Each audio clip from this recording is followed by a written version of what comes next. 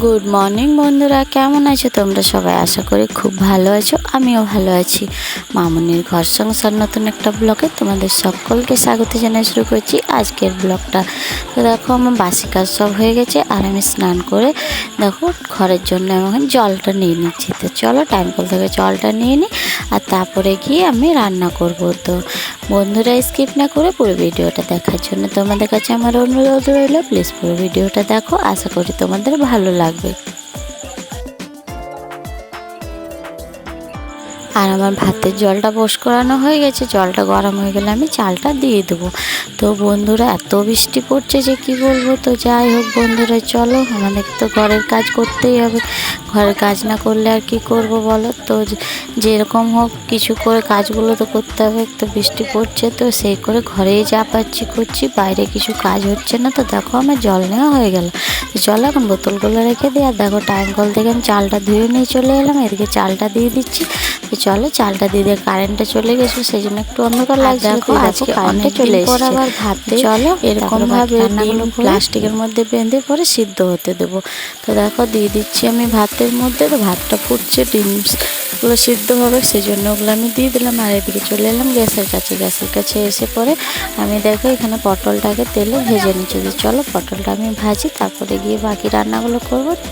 রান্নাটা করে নিই, তারপর তোমাদের সঙ্গে আবার রান্নাটা আমি দেখাচ্ছি। আর দেখো এখানে আমি রসুনগুলো নিয়ে চলে এলাম, এখানে দাঁড়িয়ে দাঁড়িয়ে আমি রসুনটা ছাড়াবো। রসুনটা ছাড়ার পরে মশলাটা আগে বাটবো। তো চলো বন্ধুরা রসুনটা ছাড়াই আর মশলাটা আগে বাটি।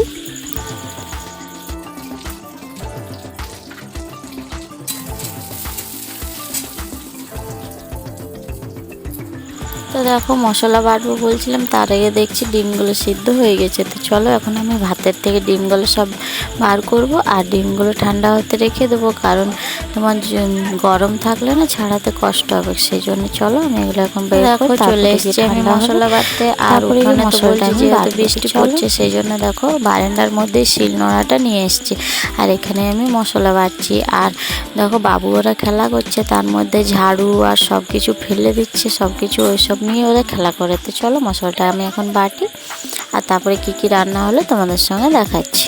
আর ভিডিওটা বেশি বড় হবে না, ছোট্ট মতন ভিডিও, কারণ বেশি সময় দিয়ে ভিডিও আমি করতেই পারছি না, সেই জন্য। তো চলো যাই রান্না হলো, রান্না হয়েছে পেঁপে ভাজা হয়েছে, আর হয়েছে আলু পটলের সবজি, আর হয়েছে তোমার ডিমের ঝোল। তো দেখো ডিমের ঝোলগুলো বাটির মধ্যেই রাখা হয়েছে, কারণ সবাই তো সব রকম খায় না। এটা বাবার জন্যে, আর ওগুলো হচ্ছে বাবুদের জন্যে, আর একটা আছে ভাইয়ের জন্যে। তো দেখো এটা হচ্ছে পাঁচমিশালি একটা সবজি। তো চলো খাওয়া দাওয়া সব কমপ্লিট হয়ে গেছে আর বাসনগুলো ধোয়া হয়ে গেছে, ধুয়ে এনে পরে রেখেছি, এখন বাইরেই আছে, ভিতরে আনিনি ঘরে। তো যাই হোক গ্যাসটা এখন চলো আমি মুছিয়ে নিই ভালো করে, তারপরে বাসনগুলো এনে পরে এখানে ভালো করে রাখবো। তো বাসন ধোয়াটা তোমাদের সঙ্গে আর শেয়ার করলাম না। তো চলো বন্ধুরা গ্যাসটা, এতক্ষণ থেকে যারা আমার ভিডিও দেখছো তাদেরকে জানাই অসংখ্য অসংখ্য ধন্যবাদ। আর যদি আমার ভিডিওটা ভালো লেগে থাকে, চ্যানেলে নতুন হয়ে থাকো, তো প্লিজ চ্যানেলটা সাবস্ক্রাইব করো, লাইক করো, কমেন্টে জানো যে তোমাদের ভিডিওটা কেমন লাগলো। আর যারা আমার পুরনো বন্ধুরা অলরেডি সাবস্ক্রাইব করে রেখেছো তাদেরকে জানাই অসংখ্য অসংখ্য ধন্যবাদ। আর যদি আমার নতুন বন্ধু হয়ে কেউ ভিডিওটা দেখছো তো তাদেরকেও জানাই অসংখ্য অসংখ্য ধন্যবাদ। তো চলো বন্ধুরা গ্যাসটা আমি এখন ভালো করে পরিষ্কার করে নিই। আর জানো তো এখন একটু বৃষ্টিটা কমেছে, তো যা কাপড় ছিল সব আমি বাইরে বের করে দিয়েছি, কারণ কাপড়গুলো এত ভিজা ভিজা গন্ধ করছে যে কি বলবো। ঘরের মধ্যে প্রচুর গন্ধ, ঘরে থাকাই যাচ্ছে না, এত গন্ধ করছে। তো চলো আমি এখন ভালো করে এদিকে স্ল্যাবটাও মুছে নিই, কারণ বাসনগুলো এখানে ভালো করে রাখবো, অনেক দিন থেকে ভালোভাবে গোছানো হয়নি। তো চলো যাই হোক দেখো আমার মোছাটা হয়ে গেছে। আর চলো বাসনগুলো নিয়ে আসি, বাসনগুলো এনে পরে আর আমি রাখবো।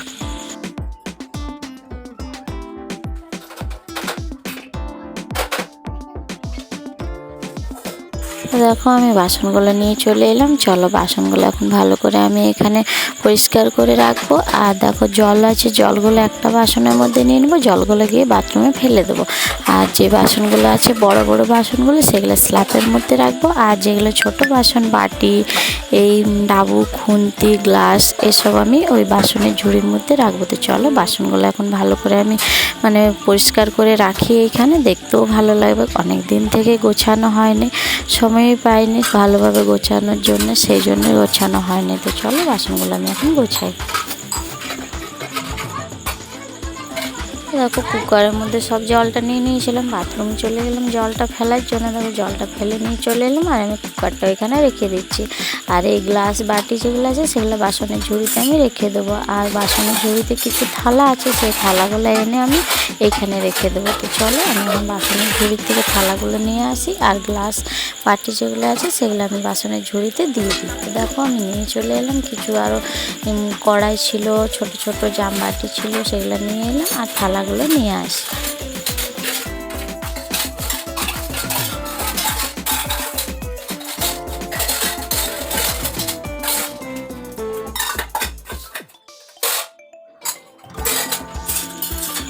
আর বাসন কুসন গোছানোর পরে বাবুকে একটু ঘুম পাড়াবো, তারপরে উঠে পড়ে বাকি কাজগুলো করবো। তো চলো এখন বাবুকে একটু ঘুম পাড়াই।